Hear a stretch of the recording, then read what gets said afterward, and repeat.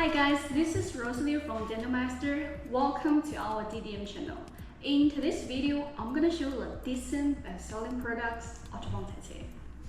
This kit has a lot of feedbacks from our distributors and dentists, but some of them are used in the wrong way. So this video is to show how to operate correctly, and I hope it will help you guys a lot. Let's get started. As you can see, there's a box and a handle. Let's look at the handle first. This handle has a wide cap, a wave style design to pull it in more easily. And the angle design is to place the pins in the posterior area. And there's a button. Did someone just know the function? If you know it, please comment in this video and just let me know. And the box. This box can contain 36 pieces pins.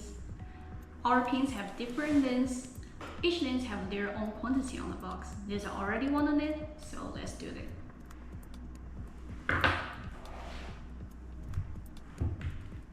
First, pull it back, then align your gum to the pin.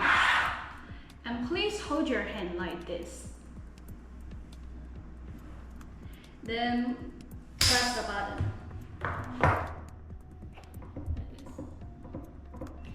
If you are interested in our kit or you would like to know more about our products, subscribe, like, and comment on this video. Our system will help you. See you next time.